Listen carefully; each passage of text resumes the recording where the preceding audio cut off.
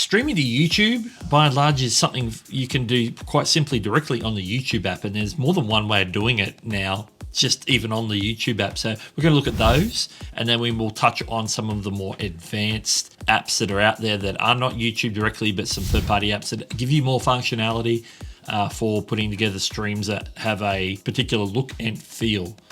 So let's jump on over to the iPhone, because that's what we're using today. All right, we're going to look at YouTube first of all. Of course, you go into the main YouTube app. We're going to pop that open right now. And to launch anything to do with live streaming posts, uploading video, and all that sort of stuff is in the plus menu right at the bottom. So we're going to click on that. And immediately we have some options here, whether we're going to create a short or upload a video, create a community post, but we're going to go live. So I'm going to show you the go live technique right now. When you click go live, it's immediately going to kick you into the live streaming process, and it could just take a moment while it loads in, and then finally it loads in. What you'll get is basically you'll get your selfie camera open up, of course. And this will basically give you like a setup window. Here you can see it tells you what channel you're on. So if you have more than one channel, you'll be able to just jump in, go, okay, yeah, I'm on the wrong channel, go back out, go to the correct channel, and then jump back in. So you can set up the title of your stream, of course. It's using some of my upload defaults. That's why it says compelling converts. You can set the visibility, of course, if you're live streaming. Usually you want it to be public, but if you're ever doing a test live stream, then you can leave it as unlisted. In my case, I don't want to go live for real, so I'm just going to leave it as unlisted. But normally, if you actually want to do a real live stream, it would have to be public. You have to set the audience, which is it made for kids or is it not made for kids? I'm assuming most people who are following me are making content that's not specifically for children, so you want it set for not made for kids. Now, this is where it gets interesting. This is where you get to choose. It says invite guests. This is where we toggle on, and it says little new tag here.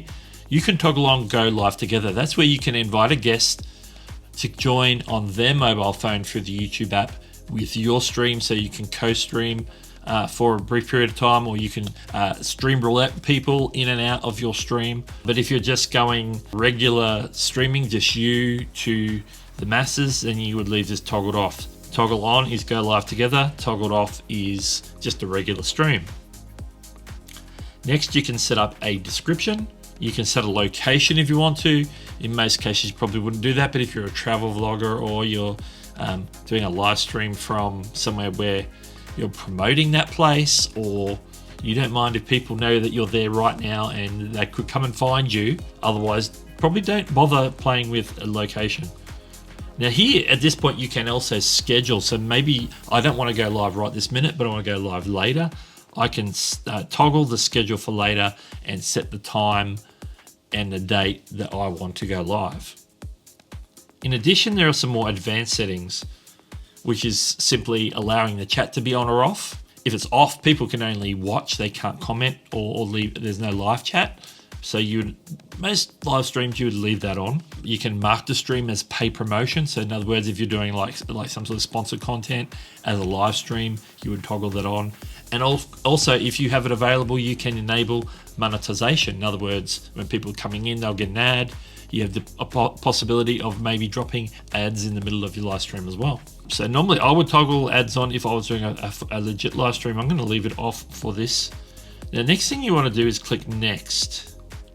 When you click next, it's actually going to want to make some sort of thumbnail. So by default, it's going to take a picture.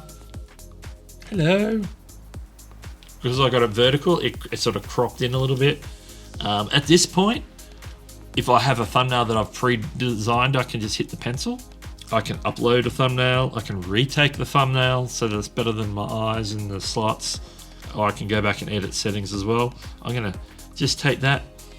And if you're doing some sort of stream where you're promoting a product, you can also tag those products here ahead of time by using the tag products feature. You can tag anything that's in any of your stores. If you have merch stores linked to your channel, anything that you're allowed to. If you're over 20,000 subscribers and you have part of the YouTube affiliate program, then you can also add products from there as well. And at this point, if everything else is ready, I can click go live. Now, don't forget, I'm unlisted, so I'm going to go live. That will actually, start the stream. It'll capture me through the selfie cam. It'll capture my voice through the built-in mic, or alternatively, like a microphone using a lightning adapter if I want to, or if it was an Android, I could plug it in like USB-C adapter. Okay, and if we're going to go live here, go live, we're going live, and we're live. So here we are live. This is what the test looks like. You can see here at the top, you've got the following things where it shows you live and the live counter. Next to that, you've got the viewer count and the like count. At the bottom, you've got the camera, so I can flick from the front camera to the back camera, all that usual thing. You've got the next one is the chat window, which asks us if we want to see top chat, live chat, all the supers, or nothing. Right now I want nothing, but you can put up like any of the above. Next is the little magic wand, so you can do like Instagram filters. Then you've got the shopping option, so you can go in and pin a product in your live stream if you'd set up some products beforehand, like we discussed. And finally, we've got 3 dots there that gives us the additional settings, which include save highlights, share, mute the microphone, and cancel. So I can mute my microphone if, say, I'm going to cough or something. I can quickly go in and mute it. Saving highlight is like doing clips, and share is again to share out this live stream or in a post or on one of these social apps. Now, when you're done streaming, hit the X at the top. It says, are you sure you want to stop streaming? There's an end, and then once it wraps up, you'll get like the preview, which tells you how many views, peak concurrence, how much watch time, the rate of people chatting, average view duration, and the total length of the stream or general duration. And then you can click done, and then you're back out in the app proper. And what it will also do then is take you to your videos and start uploading a HD copy of your stream, which is recorded on the phone, up to YouTube. Okay, so that's YouTube.